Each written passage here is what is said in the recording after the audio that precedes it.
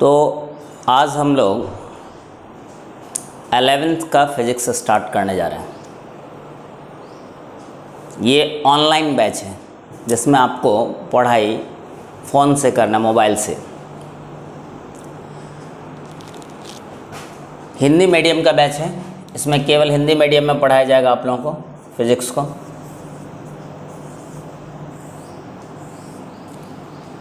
Physics पढ़ने के लिए कुछ बेसिक चीज़ जो है वो आपको पता होना चाहिए कि फिज़िक्स एक्चुअल में एक ग्रीक वर्ड होता है फ्यूसिस,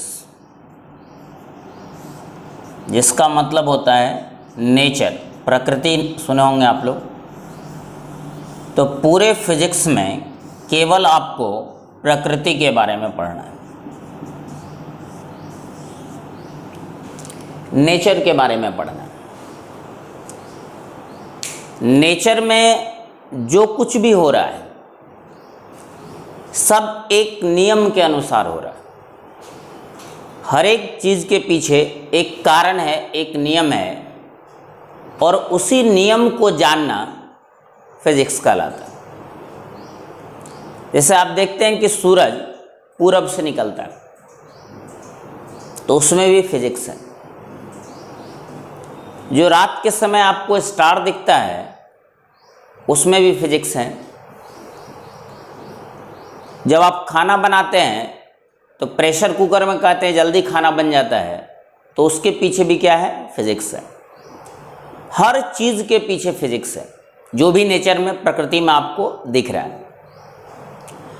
अब उसका स्टडी करने के लिए हमको क्या करना है? फिज़िक्स पढ़ना है। नेचर में इंटरेस्ट तब आएगा आपको जब आप उसके नियम को जानते हैं। कोई भी काम में तब मज़ा आता है जब हम उसका रूल रेगुलेशन जानते हैं। जैसे अगर कोई कैरम बोर्ड खेल रहा है 4 आदमी, तो वहाँ बैठना भी आप तब पसंद करेंगे जब आप कैरम बोर्ड के नियम को जानते हैं। या कोई क्रिकेट खेल रहा है, आप नहीं भी खेल रहे हैं, तो आपको इंटरेस्ट कब आएगा? जब आप रूल रेगुलेशन जानते हैं। तो वही रूल रेगुलेशन नेचर का जो है वो आपको कौन बताता है? फिज़िक्स बताता है। बताए थे केवल आपको क्या पढ़ना है? प्रकृति के बारे में पढ़ना है फिज़िक्स में।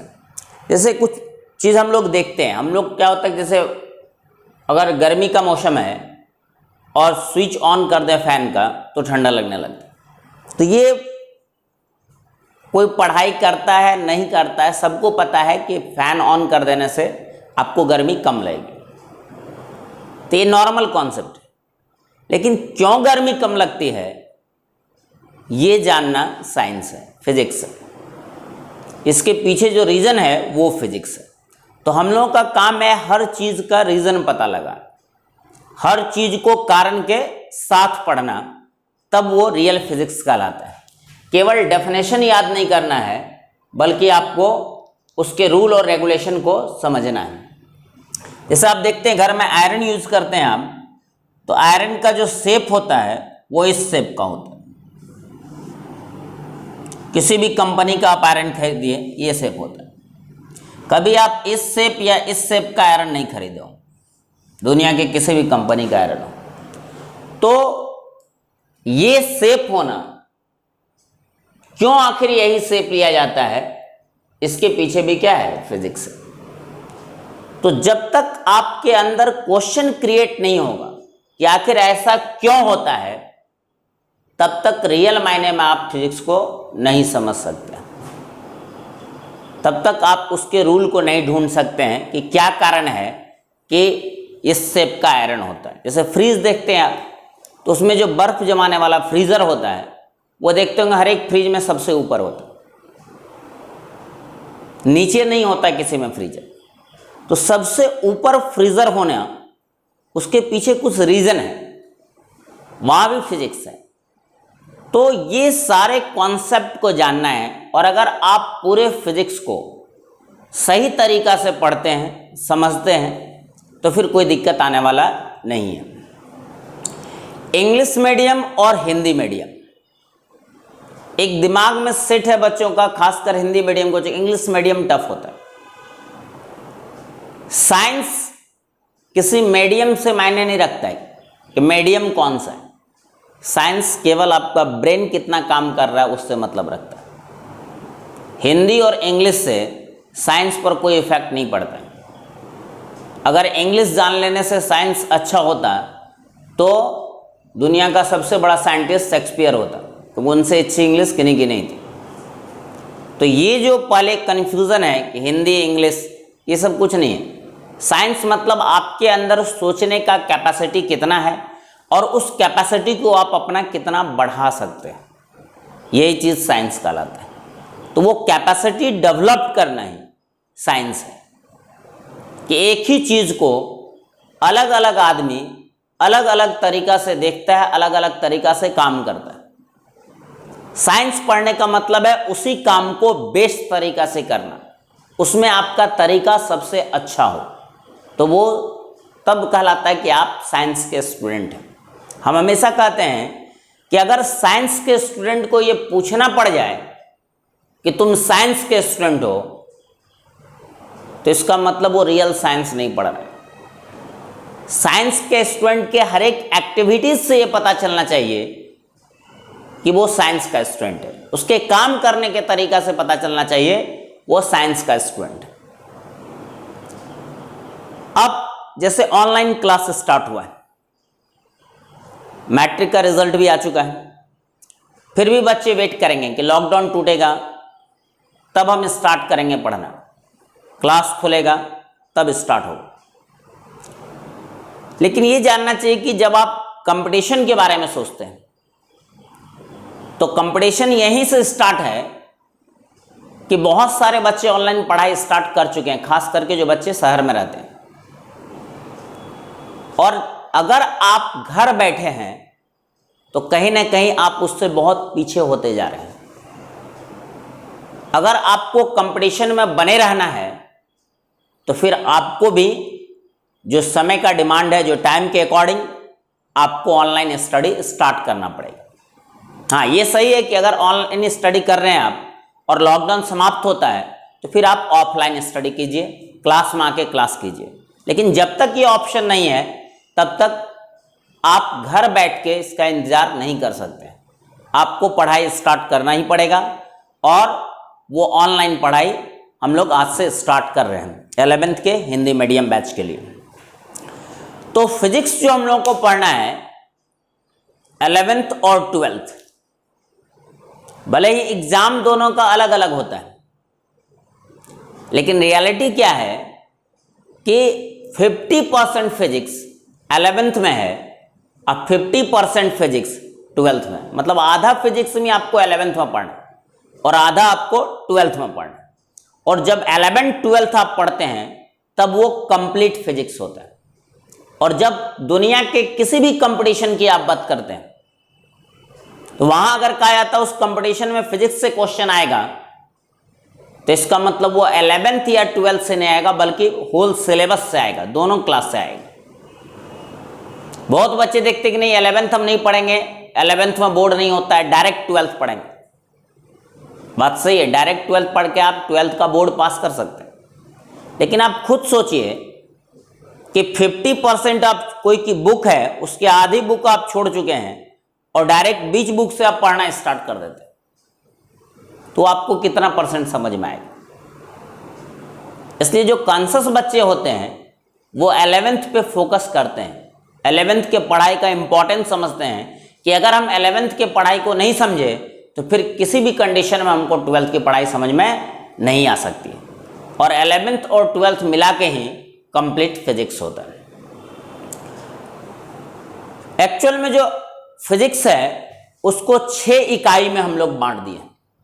पूरे फिजिक्स को 6 यूनिट में बांट देते हैं।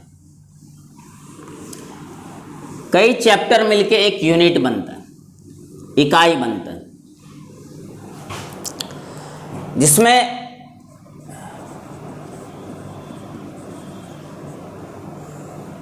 दो पार्ट में बांटा गया है फिजिक्स को, एक 11th का और एक 12th का।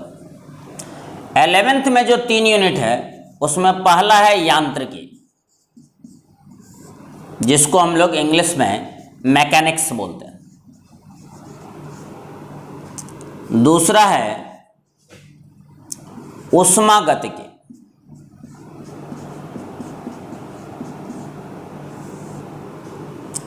जिसको इंग्लिश में थर्मोडायनेमिक्स बोलते हैं।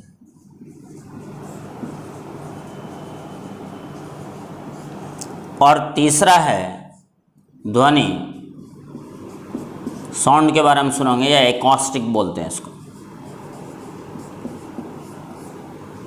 ये 3 यूनिट आपको पूरे 11th में पढ़ना है, और यही 3 यूनिट फिर 12th में भी पढ़ना है। विद्युत चुंबक पहला है,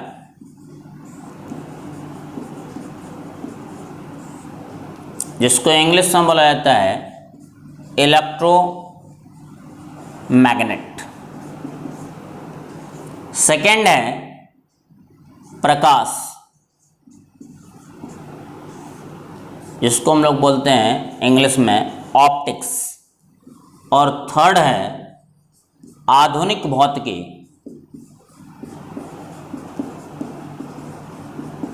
जिसको हम लोग बोलते हैं मॉडर्न फिजिक्स।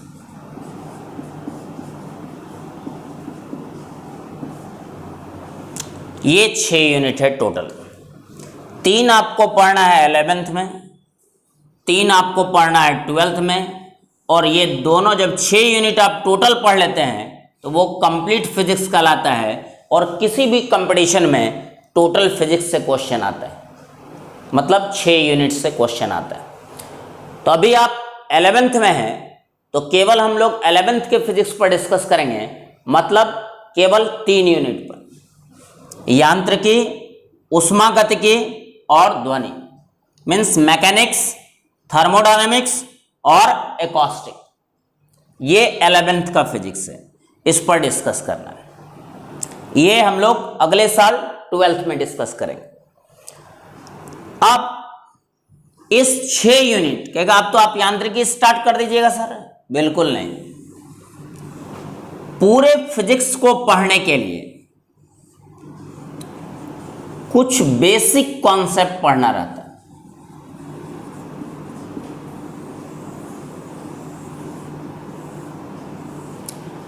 जो बेसिक कॉन्सेप्ट है उसी के अकॉर्डिंग हम लोग फिजिक्स को पढ़ते हैं।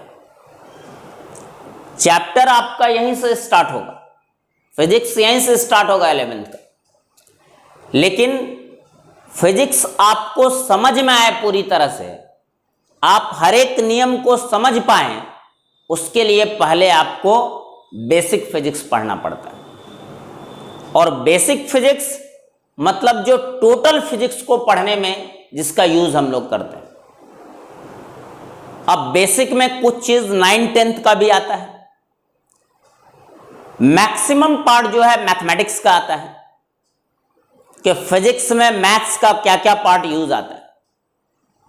कि जब आप कैलकुलेशन करते हैं, क्वेश्चन बनाते हैं, तो वहां पर आपको मैथमेटिक्स यूज आएगा। तो कौन कौन मैथमेटिक्स यूज आएगा वो पता होना चाहिए, तभी आप क्वेश्चन बना सकते हैं। तो हर चैप्टर में बेसिक फिजिक्स यूज आता है, पहला से लेके आखिरी तक, 11th से लेके 12th तक। अब हर चैप्टर में हम पहले बेसिक डिस्कस करें, उससे बेहतर तरीका ये होता है कि पहले हम पूरे फिजिक्स में यूज आने वाला बेसिक को कंप्लीट कर लें। जैसे ही आपका बेसिक फिजिक्स कंप्लीट हो जाता है, तो उसके बाद फिजिक्स पढ़ना बहुत ही आसान हो जाता है। आप एक एक चीज को समझना स्टार्ट कर देते हैं और आप पढ़ाई को एंजॉय करने लगते हैं। जब समझ में नहीं आता तभी आदमी पढ़ाई कहता है बोरिंग है, मन नहीं लग रहा उसका।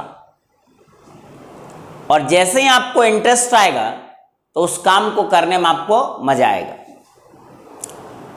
तो बेसिक फिजिक्स की जब हम बात करते हैं, फिजिक्स स्टार्ट करने से पहले जो बेसिक फिजिक्स है उसमें भी 5 पार्ट है। 5 पार्ट आपको पढ़ाएंगे तो बेसिक फिजिक्स आपका कंप्लीट होगा।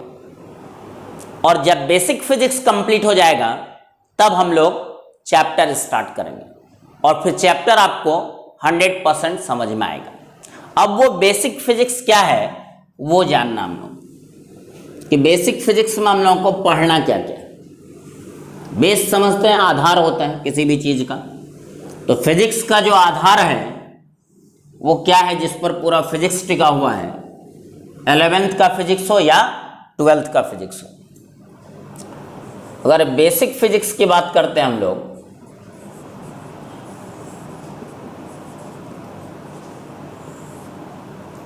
तो उसमें पहला आता है आपका मात्रक एवं विमा, यूनिट एंड डायमेंशन।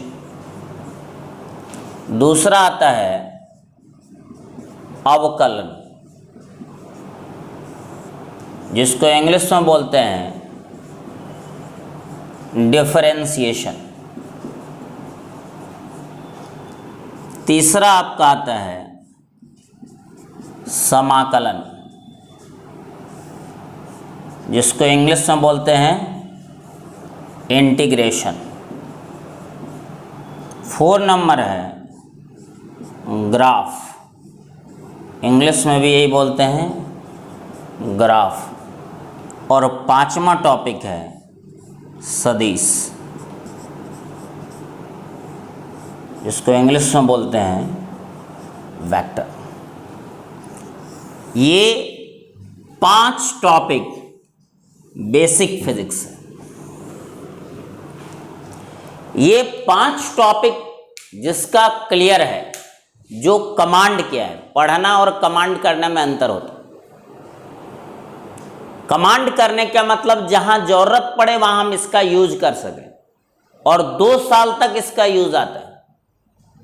तो केवल पढ़ लेने से नहीं होगा, इसको कमांड करना पड़ेगा, तभी आप फिजिक्स के हर एक चैप्टर में इसको अप्लाई कर सकते हैं। और ये 5 टॉपिक अगर आपका कमांड है तो हम कह सकते हैं कि आप फिजिक्स पढ़ने के लिए रेडी हैं। अब आप फिजिक्स को पढ़ सकते हैं, जो रियल तरीका है फिजिक्स को पढ़ने का। लेकिन उसके लिए ये 5 टॉपिक कमांड होना जरूरी है। इस 5 टॉपिक के बिना आप फिजिक्स तो पढ़ तो सकते हैं, लेकिन उसको समझ नहीं सकते हैं, वो क्लियर नहीं होगा, उसमें इंटरेस्ट आपको नहीं आएगा। और फिजिक्स को समझने के लिए, उसको क्लियर करने के लिए, उसको इंटरेस्टिंग बनाने के लिए ये 5 टॉपिक कमांड होना बहुत ही जरूरी है। तो हम लोग स्टार्ट कहां से करेंगे, चैप्टर से या बेसिक से? बिल्कुल बेसिक से। बेसिक से ही फिजिक्स स्टार्ट होता है। और बेसिक में भी सबसे पहला टॉपिक क्या है, मात्रक एवं विमा, जिसको इंग्लिश में यूनिट एंड डायमेंशन बोलते हैं। कुछ कुछ इंग्लिश नाम हम जरूर लिखते हैं, हेडिंग का खास करके। तो रीजन क्या होता है कि जब आप एग्जाम में क्वेश्चन देते हैं तो हिंदी में पर्यायवाची शब्द का इस्तेमाल बहुत ज़्यादा होता है, और क्वेश्चन सारा हिंदी और इंग्लिश दोनों मीडियम में रहता है। आप हिंदी मीडियम में भी एग्जाम देंगे तो क्वेश्चन आपको इंग्लिश में मिलेगा। जैसे द्रव्यमान का नाम आप सुने हैं, इंग्लिश में मास बोलते हैं, लेकिन एनसीईआरटी बुक में उसको लिखा जाता है संहति। द्रव्यमान को ही क्या लिखा जाता है, संहति। अब आप द्रव्यमान बहुत अच्छे तरह से जानते हैं, लेकिन संहति नाम से आप परिचित नहीं है। तो कभी कभी एग्जाम में क्या होता है कि हिंदी मीडियम में आप किसी और नाम से पढ़ के गए हैं और उसी चीज को दूसरा नाम से पूछ दिया, कुछ कुछ क्वेश्चन। तो अगर आप इंग्लिश हेडिंग जानते हैं उसका, तो वो क्वेश्चन इंग्लिश में भी है और इंग्लिश में नाम नहीं बदलता है। तो जैसे इस क्वेश्चन को आप इंग्लिश में पढ़ेंगे तो वो क्या कहना चाह रहा है, क्या पूछ रहा है, वो आपको 100% समझ में आ जाएगा। तो आप आंसर हिंदी मीडियम में ही देंगे, लेकिन अगर क्वेश्चन में कंफ्यूजन होगा, पर्यायवाची शब्द का इस्तेमाल आएगा, तो फिर वहां पर इंग्लिश हेडिंग का इंपॉर्टेंस पता चलता है। इसीलिए हर एक टॉपिक का हम लोग हिंदी के बाद इंग्लिश, डेफिनेशन सारा हिंदी में ही लिखाएंगे, आपको सारा पढ़ाया जाएगा हिंदी मीडियम में, बस हेडिंग जो है उसका हिंदी और इंग्लिश दोनों लिखा जाएगा। तो हम लोग जो स्टार्ट करेंगे वो कहाँ से स्टार्ट करेंगे, 11th का फिजिक्स बेसिक से, और बेसिक में भी कौन सा टॉपिक, मात्रक एवं बीमा, जिसको इंग्लिश में बोला जाता है यूनिट एंड डायमेंशन। तो यहां से हम लोग आज 11th का स्टार्टिंग करते हैं, यूनिट एंड डायमेंशन से। ये स्टार्ट कर दिए मतलब आपका 11th का फिजिक्स स्टार्ट हो गया।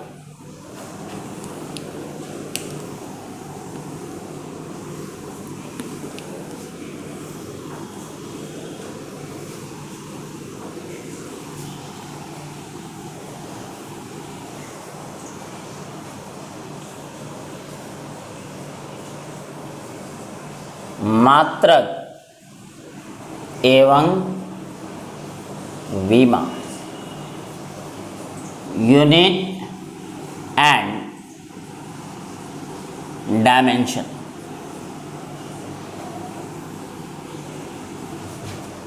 और स्टार्टिंग होगा इसका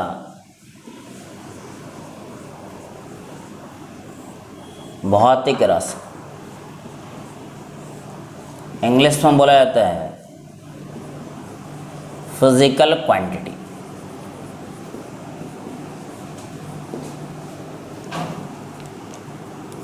पूरे फिजिक्स में जो 2 साल आप फिजिक्स पढ़ेंगे 11th और 12th, उसमें आपको पढ़ना केवल क्या है, भौतिक राशि मीन्स फिजिकल क्वांटिटी। 2 साल तक के फिजिक्स में बस यही चीज पढ़ना, भौतिक राशि। तो हर चैप्टर में आपको फिजिकल क्वांटिटी या भौतिक राशि मिलेगा। तो सबसे पहला चीज क्या होता है कि जिसके बारे में हम अगला 2 साल तक पढ़ना जा रहे हैं, पहले वो चीज है क्या वो हमको पता होना चाहिए कि भौतिक राशि किसको बोलते हैं हम लोग, कौन ऐसी राशि है जो भौतिक राशि है। रजिस्टर देखें, और उसी के बारे में हमको 2 साल तक पढ़ना है। तो भौतिक राशि होता है जिसको मापा जा सकता है। दुनिया में जिस राशि को भी, जिस चीज को भी आप माप सकते हैं वो भौतिक राशि है। मापने का मतलब समझते हैं, हर दिन कुछ ना कुछ मापते हैं। आप दुकान जाते हैं, सामान खरीदते हैं तो आपको माप के मिलता है। तो जैसे ये डस्टर है, उनको पूछेगा डस्टर भौतिक राशि? बिल्कुल नहीं, ये तो एक ऑब्जेक्ट है, एक वस्तु है। इसमें माप क्या सकते हैं, इस डस्टर की लंबाई कितनी है, ये स्केल से हम लोग माप सकते हैं। तो इसकी लंबाई भौतिक राशि कहलाएगी। डस्टर की चौड़ाई कितनी है, चौड़ाई माप सकते हैं, तो चौड़ाई भी क्या होगा, भौतिक राशि। इस डस्टर की मोटाई कितनी है वो भी मापा जा सकता है, तो वो भी क्या है, भौतिक राशि। तो जिस चीज को भी आप माप सकते हैं पूरे नेचर में, पूरे वर्ल्ड में, वो सब भौतिक राशि है। और फिजिक्स में केवल आपको केवल और केवल भौतिक राशि के बारे में ही पढ़ना है। जैसे ये डस्टर का मास कितना होगा, 100 ग्राम, 150 ग्राम, 50 ग्राम, कुछ द्रव्यमान होगा इसका। तो इसका जो द्रव्यमान होगा वो भौतिक राशि होगा। आप क्लास करते हैं, जैसे हम पढ़ा रहे हैं अभी, आधा घंटा पढ़ाएंगे, 1 घंटा, 1.5 घंटा, जितना भी देर पढ़ाएंगे, तो वहां टाइम का मेजरमेंट होता है, समय मापा जाता है। तो समय भी क्या है, भौतिक राशि। उसी तरह से आप जो भी चीज फिजिक्स में 9, 10 तक पढ़े हैं, बल, कार्य, ऊर्जा, शक्ति, वेग, संवेग, विद्युत धारा, वो सब का सब भौतिक राशि है। फिजिक्स में हमको 2 साल तक केवल और केवल भौतिक राशि के बारे में पढ़ना है। और भौतिक राशि मतलब जिसको मापा जा सकता है, जिस राशि को मापा जा सकता है उसको हम लोग क्या बोलते हैं, भौतिक राशि। तो वैसी राशि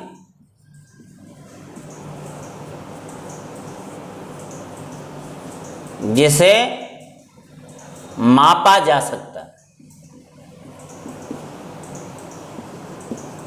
उसे भौतिक राशि कहा जाता है।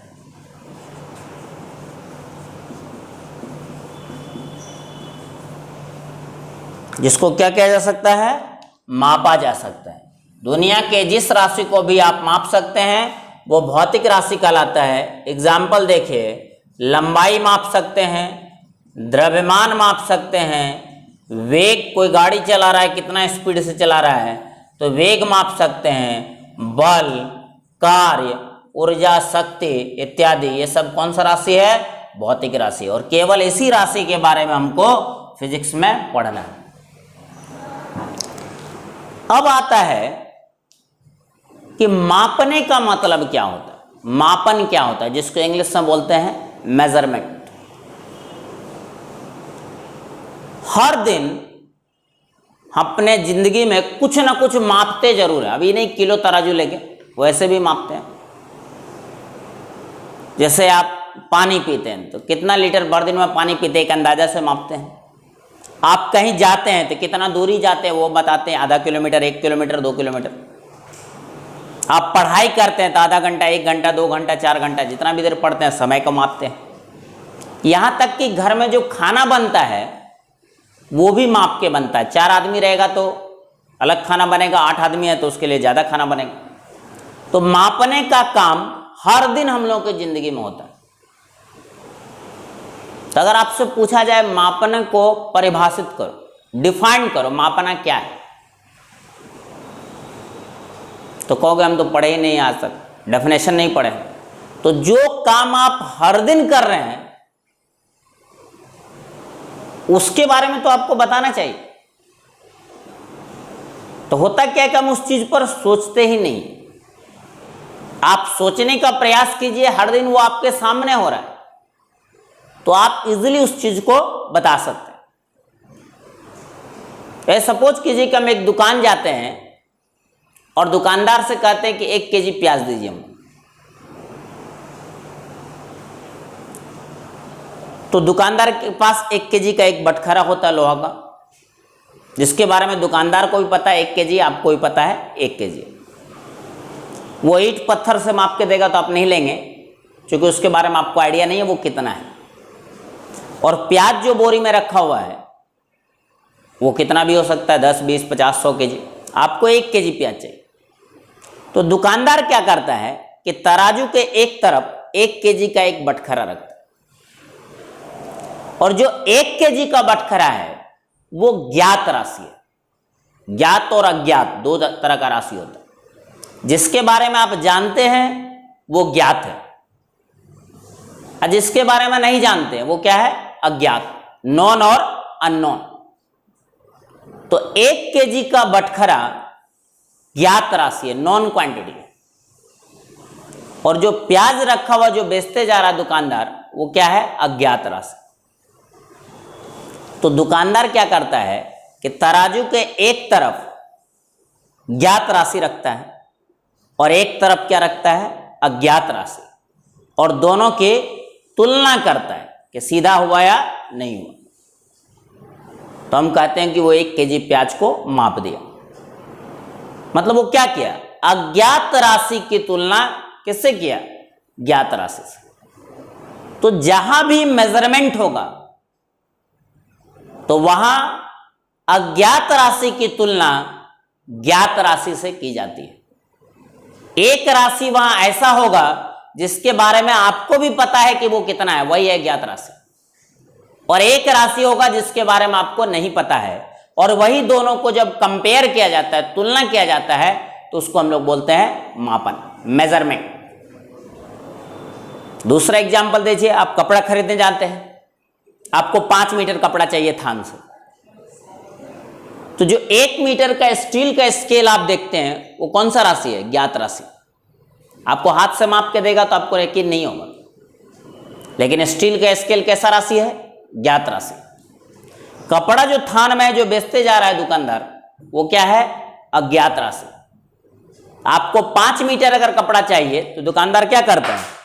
पहले एक ज्ञात राशि आपके सामने रखता है, उसके बाद कंपेयर करता है उसको। एक बार कंपेयर किया तो 1 मीटर, 2 बार किया तो 2 मीटर, 5 बार किया तो 5 मीटर। तो वो क्या कर रहा है, अज्ञात राशि की तुलना ज्ञात राशि से कर रहा है। तो पूरे दुनिया में जहां भी अज्ञात राशि की तुलना ज्ञात राशि से की जाती है उसी को मापन या मेजरमेंट कहते हैं, और जिस चीज को मापा जाता है वो कहलाता है भौतिक राशि। वही पूरे फिजिक्स में पढ़ना। जैसे दूध वाला दूध देने के लिए आता है तो जो ड्रम में दूध रहता है वो अज्ञात राशि है, और वो 1 लीटर का एक डब्बा लेके आता है, वो क्या है, ज्ञात राशि। अब आपको 4 लीटर दूध चाहिए तो वो क्या करता है, एक बार डब्बा भरता है, मतलब अज्ञात की तुलना किससे कर रहा है, ज्ञात से। तो 1 लीटर हुआ, 4 लीटर चाहिए तो वो 4 बार उस काम को करेगा, 4 बार तुलना करेगा। तो जहां भी अज्ञात राशि की तुलना ज्ञात राशि से की जाती है, मार्कर देखें, ज्ञात राशि से की जाती है, उसी को हम लोग मेजरमेंट और हिंदी में क्या बोलते हैं, मापन। तो ये चीज जब भी आप दुकान जाएंगे तो वहीं आपका रिवीजन होगा, बस थोड़ा सा ध्यान देने का जरूरत है। ये नहीं कि हम डेफिनेशन लिखा दिए आप जाके घर पे उसको रट रहे हैं, वो मीनिंगलेस है, उस पढ़ाई का कोई वैल्यू नहीं है। आप उस चीज को फील कीजिए, महसूस कीजिए अपने चारों तरफ। वो सब आपके, जब हमको फिजिक्स मतलब बताया कि प्रकृति का अध्ययन है, तो हर प्रकृति क्या है, जो हम लोग के चारों तरफ। तो अगर हम लोग उस चीज को ऑब्जर्व करना स्टार्ट करें, फील करना स्टार्ट करें, महसूस करना शुरू करें और उसके बारे में जानने की कोशिश करें, तो फिर आपको उसको रटने की आवश्यकता नहीं है। ये नहीं कि हम आपको लिखा दिए, आप कल जाइए, कल घर से रट के चलाइए। कितना आप रटेंगे, उससे फिजिक्स कंप्लीट, पढ़ाई कंप्लीट होने वाला नहीं है। साइंस मतलब सोच में बदलाव होना चाहिए, और सोच में बदलाव आप पढ़ाई में तरीके के बदलाव से ही आप स्टार्ट कर सकते हैं। पढ़ाई के तरीका में ही बदलाव से आप अपने सोच में बदलाव स्टार्ट कर सकते हैं। कि रटना पढ़ाई का मूल चीज नहीं है, ब्रेन डेवलपमेंट पढ़ाई का मूल कॉन्सेप्ट है। कि आपका दिमाग कितना विकसित हुआ। डिग्री सबके पास है, पढ़ा रह जाता है आखिरी टाइम तक, लेकिन कौन कितना आगे बढ़ा वो डिपेंड करता है कि वो किस तरीका से उन्होंने पढ़ाई की, वो तरीका मायने रखता है। तो मापन क्या हो गया, अगर हम लोग कहें भौतिक राशि जिसको मापा जा सकता है, और मापने का मतलब होता है मापन, जिसको इंग्लिश में क्या बोलते हैं, मेजरमेंट। ये आपको अभी वीडियो से नहीं नोट करना है, आपको सारा नोट्स का फोटो PDF बना के आपको ऐप पर मिल जाएगा। आप आराम से वहां से आप इसको नोट कर लेंगे। यहाँ केवल आपको समझना है, जितना भी चीज पढ़ाया जाएगा हर एक का नोट्स पूरा लिखा हुआ आपको PDF में मिलेगा, और वो नोट्स आपको वहां से अपने कॉपी में उतार लेना है, और फिर वीडियो से आपको उसको समझते जाना है।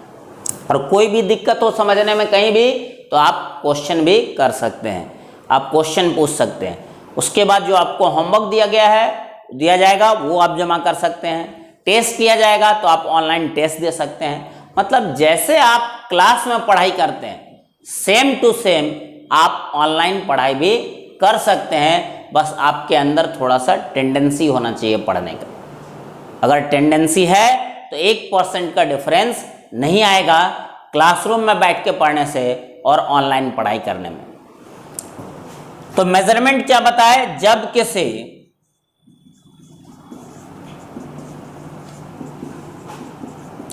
अज्ञात राशि की तुलना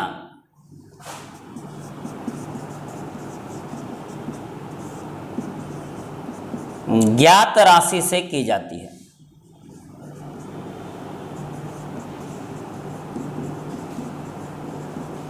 तो उसे मापन कहा जाता है। तो मापने का मतलब क्या हो गया, कौन सी राशि की तुलना कौन सी राशि से करेंगे, तो ये ध्यान रखना, अज्ञात राशि की तुलना मतलब जिसके बारे में हमको मालूम नहीं है उसकी तुलना ज्ञात राशि मतलब जिसके बारे में आपको मालूम है उससे करेंगे, तो वही कहलाता है मापन, मेजरमेंट। और जिस राशि को मापा जाता है वो हमारा कहलाता है भौतिक राशि।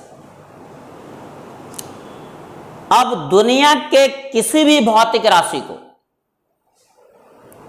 दो भागों में मापा जाता है,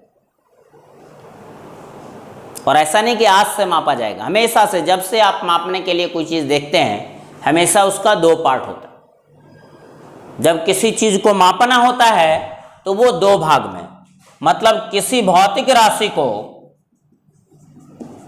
पूछा जाएगा कितने भाग में मापा जाता है, तो दो भागों में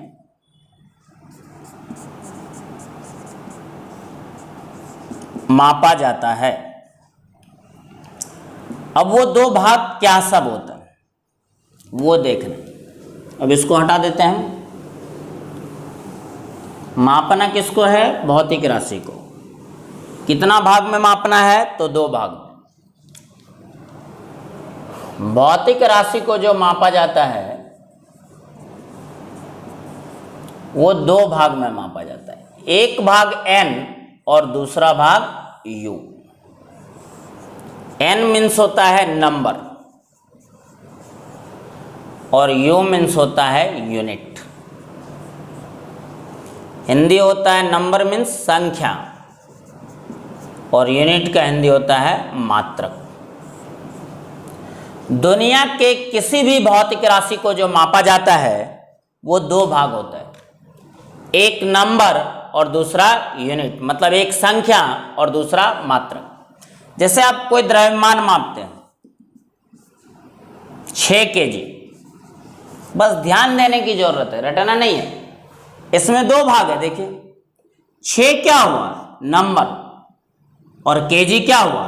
यूनिट। ये संख्या, ये मात्रक। समय मापते हैं 2 घंटा, 2 आवर। दो क्या हो गया? नंबर। घंटा या आवर क्या हो गया? यूनिट। बल मापते हैं 50 न्यूटन, देखो दो भाग है, 50 क्या हो गया? नंबर, न्यूटन क्या हो गया? यूनिट। ऊर्जा मापते हैं जूल में 100 जूल, 100 क्या हो गया? नंबर, जूल क्या हो गया? यूनिट। तो दुनिया के किसी भी भौतिक राशि को जो मापा जाता है वो कितना भाग में मापा जाता है? दो भाग में, जिसमें एक भाग को संख्या और दूसरे भाग को मात्रक कहा जाता है। अब इसमें एक चीज देखना है कि जैसे हम लोग कहते हैं 1 मीटर में कितना सेंटीमीटर होता है? 100 सेंटीमीटर। तो आपको पता है मीटर बड़ा मात्रक है या सेंटीमीटर? मीटर बड़ा मात्रक है, बड़ा यूनिट, और सेंटीमीटर छोटा यूनिट। ठीक उसी तरह से 1 मिनट में कितना सेकंड होता है? 60 सेकंड। मिनट बड़ा मात्रक है, सेकंड छोटा मात्रक। अब आपको देखना क्या है, इसको रटना नहीं है, केवल समझना है। ये बहुत पहले से आप जानते हैं कि जितना बड़ा मात्रक उसके साथ उतनी छोटी संख्या, और जितना छोटा मात्रक उसके साथ बड़ी संख्या। बड़ा मात्रक छोटी संख्या, छोटा मात्रक बड़ी संख्या। यहां भी देखिए मिनट और सेकंड है, 1 मिनट 60 सेकंड। तो बड़ा मात्रक छोटी संख्या, छोटा मात्रक बड़ी संख्या। ये सब आपके सामने होता है, बस इसी चीज को समझने की आवश्यकता है। आपको फोकस करने की जरूरत है कि मात्रक बड़ा होगा तो संख्या छोटी होगी, और मात्रक छोटा होगा तो संख्या बड़ी होगी। मतलब अगर एक को हम लोग मात्रक मान लें, एक हाथ को, एक को संख्या, तो मात्रक बड़ा करेंगे तो संख्या कम होगा, और मात्रक को घटाएंगे तो संख्या बढ़ेगा। और इस संबंध को याद कीजिए, कहा जाता है व्युत्क्रमानुपाती। उल्टा चलता है, एक बढ़ाने से अगर दूसरा घटे तो इसको क्या बोलते हैं? व्युत्क्रमानुपाती। तो भौतिक राशि को कितने भाग में मापा जाता है? दो भागों में, एक भाग को संख्या और दूसरा भाग को मात्रक। और संख्या और मात्रक के बीच जो संबंध होता है वो व्युत्क्रमानुपाती होता है। n व्युत्क्रमानुपाती u होता है। मतलब जितना बड़ा मात्रक उतनी छोटी संख्या, और जितना छोटा मात्रक उतनी बड़ी संख्या। n और u के बीच जो संबंध होता है वो व्युत्क्रमानुपाती होता है। इसका एक ग्राफ भी होता है, वक्र ग्राफ।